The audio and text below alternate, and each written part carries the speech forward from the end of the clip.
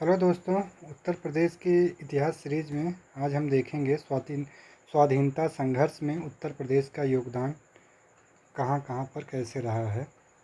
जैसा कि आप देख सकते हैं, भारतेंद्र हरिश्चंद्र की रचनाएं हैं अंधेरी नगरी, चौपट राजा और उनका एक और है भारत दुर्दशा जैसे नाटकों एवं पत्रिका कवि वचन सुधा में प्रकाशित लेखों के माध्यम से अंग्रेजों के शोषण के विरुद्ध लोगों को जागृत करने का प्रयास किया था। वहीं भारतीय राष्ट्रीय कांग्रेस और उत्तर प्रदेश के बारे में देखते हैं। भारतीय राष्ट्रीय कांग्रेस की स्थापना 1885 में एओ होम द्वारा की गई थी। लाला लाजपत राय के अनुसार कांग्रेस वायसराय लॉर्ड डफरिन के दिमाग की उपज थी। राष्ट्रीय कांग्रेस का पहले इसका नाम भारतीय राष्ट्रीय संघ था।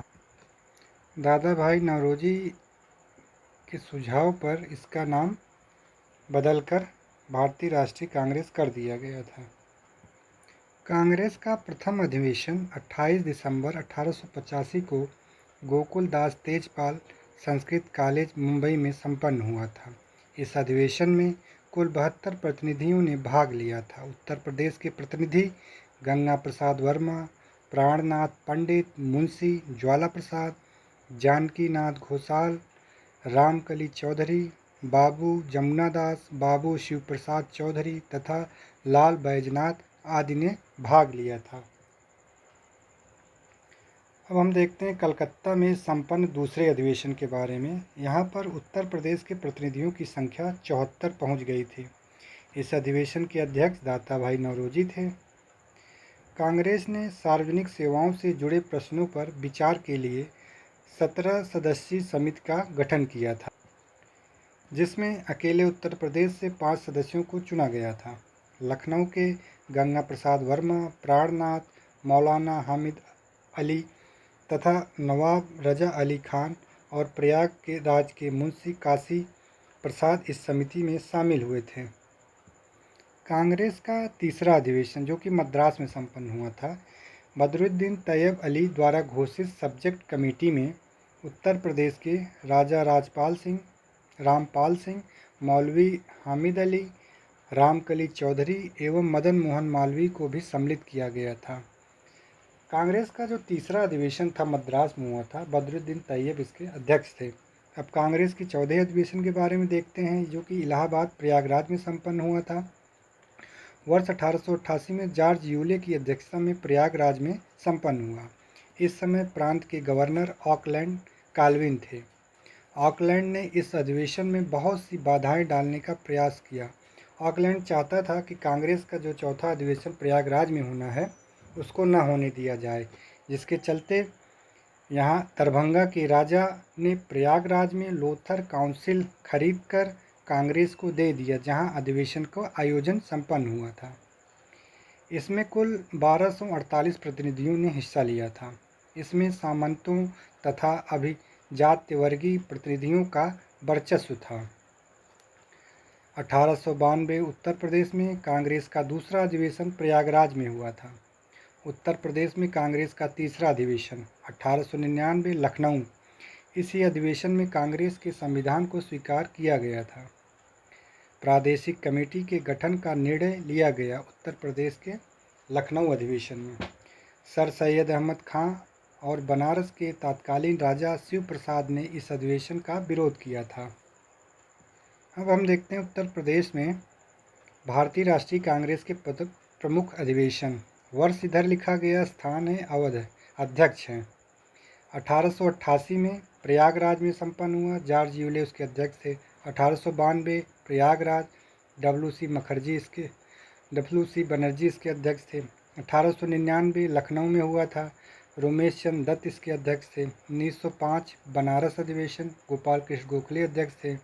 1910 में प्रयागराज, सर विलियम वेडरबर्न थे अध्यक्ष। 1916 लखनऊ, अंबिकाचरण मजूमदार अध्यक्ष थे।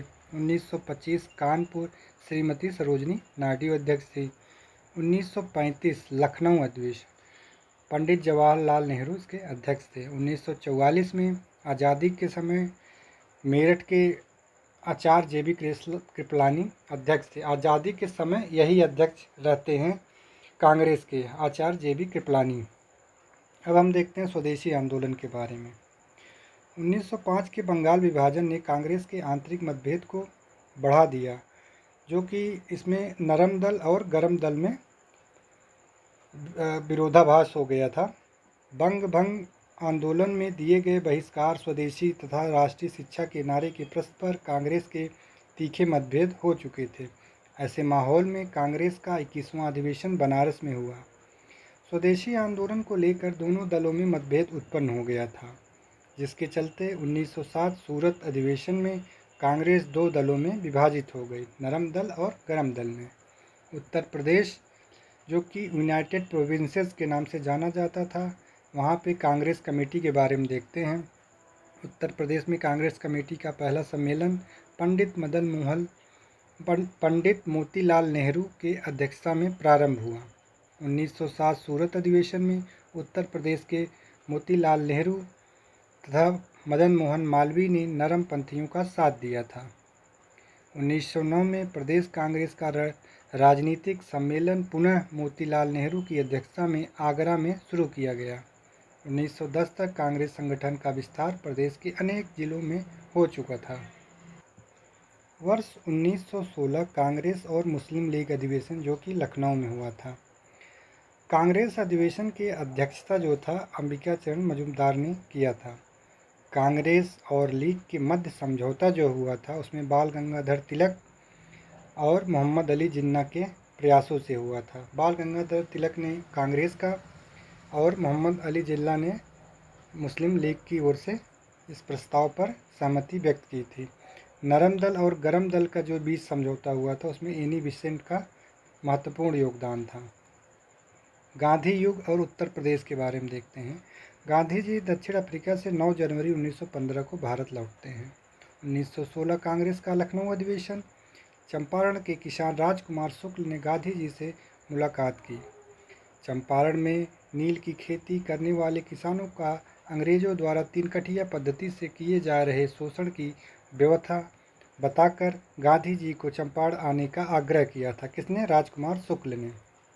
गांधी जी ने भारत में सत्याग्रह का अपना पहला प्रयोग 1917 में बिहार के चंपारण जिले में किया था। उनका यह प्रयोग पूरी तरह सफल रहा और अंग्रेजों को उनके सामने झुकना पड़ा। इस सफलता ने गांधी जी को समूचे देश का नायक बना दिया और रविन्द्रनाथ टैगोर ने उन्हें महात्मा की उपाधि दी। अब इसके आगे हम नेक्स्ट वीडियो में कंटिन्यू करेंगे।